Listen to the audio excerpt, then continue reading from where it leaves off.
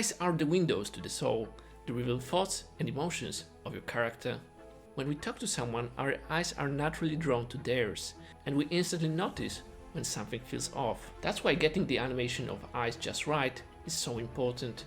There are all kinds of eyes: cartoony, realistic, subtle, dramatic. And blinking? It can totally elevate your character's acting, but knowing when and how to use those, that's the real game changer. Hi, my name is Filip Pachucki. I'm an animator with over 10 years of experience within AAA studios, and for the past 5 years I've helped hundreds of students land their dream jobs in the animation industry. So without further ado, let's jump in and break down what makes eye animation so crucial to bringing your character to life. Acting with your eyes. Eyes in animation are like a communication tool, revealing characters' thoughts and feelings.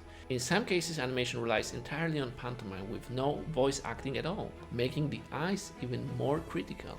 Simple characters. This becomes especially important when animating simple characters. For them, every blink can signal a thought process or hint at their emotions, bringing depth to their performance. Acting with blinks. Blinking can play a big role in acting or dialogue scenes. More frequent blinking can make a character appear weaker or more nervous. On the flip side, less blinking can make your performance feel stronger, more focused and direct. It was an accident. Completely unintentional. A single whisper can cut deeper than 1,000 blades. Okay, so we've covered some basic theory. Let's move into animation. I will be animating in Maya, but you can apply these techniques in any other 3D software. In animation, when working on facial expression, we can divide face into two main areas. Today, we'll focus on the upper area, known as the eye mask, which includes the eyebrows, eyes, and cheeks. Okay, let's go. Blink timing. Don't blink too fast. This is a basic note, but I often see students making this mistake.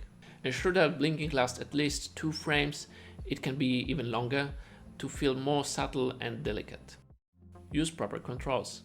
When I was starting out, I was overwhelmed by the number of controls available. Sometimes I would animate directly on the viewport, other times in the channel box. This approach is far from ideal. Try to stick to one method, either channel box or controls, to make your life easier. I recommend using channel box. Why?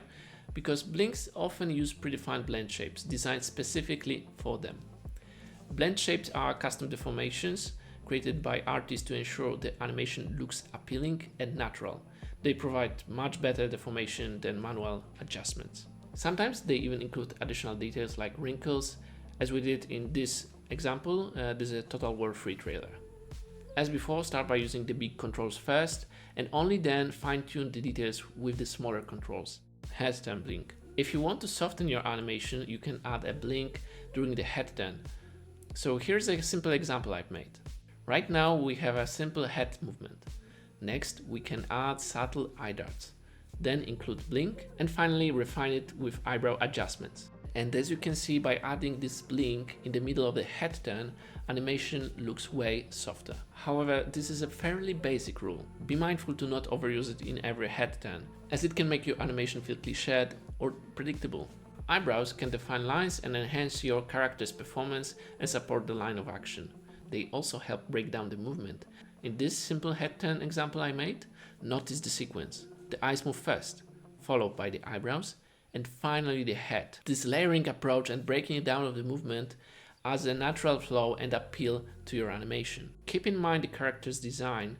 In this rig, for example, the character's eyebrows have specific shape that cannot be reversed. Forcing the rig to go against the design compromises the character's integrity. On some projects, studios provide a visual library as a guideline. Use it as a reference. Eye dots. If your character is stationary, you can use subtle eye dots to keep them feeling alive and engaged. This is especially effective when the character is still, as every eye dot becomes more noticeable and impactful. The witness. If you have a dialogue scene and you aren't sure where to place eye dots, here's a simple technique I use. During conversation, we naturally focus on the person's mouth and eyes. To replicate this, you can create placeholder objects representing these points and have your character's eyes look at them. This provides a natural, realistic foundation for your eye animation. Make sure to include overshoot. Let them move slightly beyond the intended pose before settling back into it. Avoid simply animating between two static poses. Adding this extra movement brings life and naturalism to your animation. Add fleshiness. Don't just move the eyes. Always include subtle movements in the cheeks or eyebrows as well. Everything should feel connected as our skin links every part of the face. This interconnected motion adds realism and fleshiness to your animation. When the eyes open, you can slightly scale down the pupil. This mimics a natural response, as we tend to do this when more light enters the eye. Eyeball follow. Our eyeball isn't perfectly spherical. The eyelid subtly pushes against the eyeballs. That's why it's important to add a slight eyeball movement to match the blink. Don't show whites. If you want to keep your character appealing, the iris should remain connected to the eye border. Hey! You have to put back the will. Restore the heart. Otherwise, the character might appear psychopathic. If you are animating human blinking, do not move the bottom eyelid. Let's fix that. Only the upper eyelid should move during the blink. Blinking and squinting are two different actions.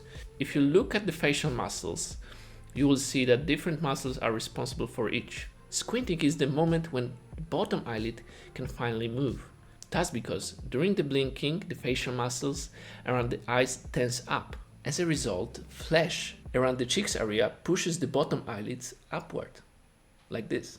Okay, so there's a difference between this and this. Thinking. Even if your character's eyes are closed, subtle eye dots can still be used to emphasize the thought process or nervousness.